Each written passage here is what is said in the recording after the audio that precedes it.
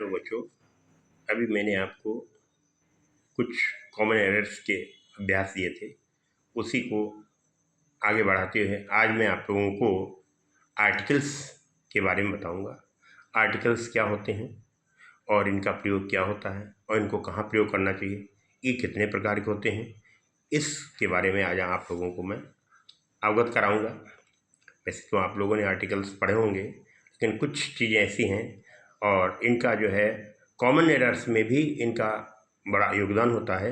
ये छोटी छोटी चीज़ें जो होती हैं बच्चों, ये हमारी परीक्षाओं में पूछी जाती हैं, होती छोटी हैं लेकिन बड़ी महत्वपूर्ण होती हैं और इनका ज्ञान ना रखने के कारण ये कभी कभी जो है हमारे लिए हानिकारक हो जाती हैं, क्योंकि छोटे छोटे सेंटेंस कभी परीक्षा में पूछे जाते हैं, इनका हम सही प्रयोग न जानने के कारण उन वाक्यों को गलत कर देते हैं। तो इसी क्रम में मैं बच्चों आपको आज आर्टिकल्स के बारे में पढ़ाएंगे। आर्टिकल्स को वैसे बच्चों हिंदी में उपपद कहते हैं, हिंदी में उसको उपपद कहते हैं। और आर्टिकल्स मुख्य रूप से बच्चों जो होते हैं वो ए एन और दी, ए एन दी, ये आर्टिकल्स होते हैं। इसमें बच्चों जैसे कि हमने एक चार्ट बनाया है, और ये आर्टिकल्स क्या होते हैं, एडजेक्टिव्स होते हैं। जनरली ये नाउन के पहले प्रयोग किए जाते हैं और ये एडजेक्टिव्स होते हैं, और इन्हें मॉडर्न इंग्लिश में, आज की आधुनिक अंग्रेजी में डिटरमाइनर्स कहा जाता है। आर्टिकल्स एक्चुअली बच्चों दो प्रकार के होते हैं, इंडेफिनिट आर्टिकल्स और डेफिनिट आर्टिकल्स। इंडेफिनिट मीन्स अनिश्चितता जिसमें होती है, और डेफिनिट मीन्स जिसमें निश्चितता होती है। तो ये दो प्रकार के आर्टिकल हुए। इंडेफिनिट में ए एन होता है जैसे हमने बताया आपको, और डेफिनिट में दी होता है। वैसे इसको याद करने की ट्रिक भी है बच्चों, छोटी सी ट्रिक है, इसमें कुछ नहीं। ए और एन एक के अर्थ में कोई भी हो सकता है, जैसे this is a boy, this is an elephant, कोई भी, मतलब कोई भी हो सकता है। तो ए और एन, और दी वही खास, जैसे हम कहते हैं बच्चों दिस इज अ गर्ल, तो ये कोई भी गर्ल हो सकती, लेकिन हम कहें द गर्ल इज़ ब्यूटीफुल, तो उसी गर्ल की हमने विशेषता बताई तो वो हमारे लिए खास हो गई। तो इसलिए बच्चों ये डेफिनेट हो गया, ये डेफिनेट आर्टिकल हो गया। और इनडेफिनेट आर्टिकल में क्या, अभी हमने बताया आपको, एक बार और बता दे रहे हैं कि किसी भी नाउन के पोजीशन को अनसर्टन और इनडेफिनेट बनाना, किसी भी नाउन की पोजीशन को, क्योंकि ये नाउन के पहले प्रयोग किए जाते हैं तो उसकी पोजीशन को इंडेफिनिट और अनसर्टेन बनाने के लिए इनडेफिनिट आर्टिकल का प्रयोग किया जाता है। जैसे उदाहरण के तौर पे बच्चों एग्जाम्पल हमने दिए हैं, जैसे ही सा ए गर्ल, कोई भी लड़की हो सकती है। ऐसे मोहन सा ए डॉग, कोई भी कुत्ता हो सकता है। और देयर वाज अ किंग, कोई भी राजा हो सकता है। ही वाज ए मैन, वो एक आदमी था, मतलब कौन था ये कोई निश्चित नहीं है। तो ये बच्चों, तो अनिश्चितता दर्शाने के लिए इसमें हम इंडेफिनिट आर्टिकल का प्रयोग करते हैं।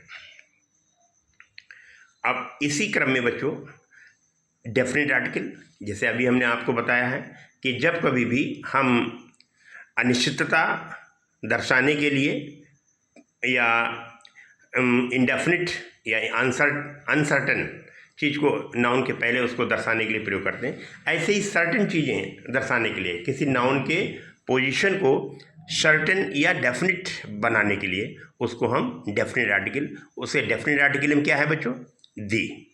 डेफिनिट आर्टिकल में हम बच्चों दी का प्रयोग करते हैं। जैसे अभी हमने उदाहरण दिया, पहले हम कहें बच्चों कि दिस इज ए गर्ल, तो ये हमारा इंडेफिनिट हुआ, लेकिन उसी गर्ल की यदि हम विशेषता बताते हैं बच्चों, द गर्ल इज़ ब्यूटीफुल, तो द गर्ल ये बच्चों क्या हुआ, ये हमारा डेफिनेट आर्टिकल हुआ। इसी क्रम में जैसे कि एक और एग्जांपल दिया है, this is the man who met me yesterday, तो मैन के पहले यदि हम ए लगाते, दिस इज ए मैन, तो ये हमारा इंडेफिनिट होता। लेकिन दिस इज द मैन हमने इसमें डेफिनिट से निश्चित किया, मैन को नाउन है, ये नाउन से पहले दी का प्रयोग हुआ, तो ये एडजेक्टिव का काम करता है, ए एन दी। तो यहाँ पर दी जो है मैन के पहले लगा, तो ये एक निश्चितता दिखाता है, एक कहना चाहिए डेफिनिट सर्टेनिटी दिखाता है। जैसे राधा इज द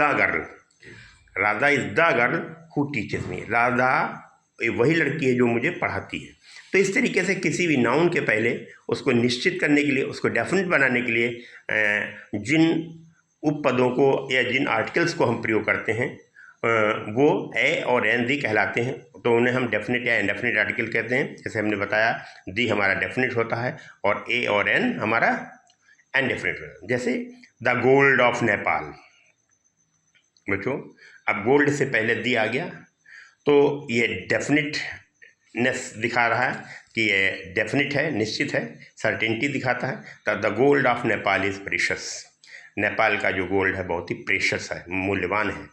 ऐसे तो इसी चीज़ को ध्यान में रखते हुए बच्चों आज छोटा सा एक हम आप लोगों के लिए ये वीडियो बना रहे हैं और समय के अभाव के कारण इसको यहीं तक आप देखेंगे और इसको ऐसा करेंगे, एक छोटा सा नोट उसमें हम बता दे रहे हैं जहाँ ए और एन का आप जब प्रयोग करना अनिश्चित होते हैं तो ए और एन जो होते हैं बच्चों, ये अनिश्चित होने के नाते इनका एक अर्थ भी निकलता है, सार्थक अर्थ भी निकलता है, शाब्दिक अर्थ भी निकलता है बच्चों। जैसे ए और एन का एक मतलब होता है, सब होता है, प्रति होता है, प्रत्येक होता है और के हिसाब से होता है कोई या पर होता है।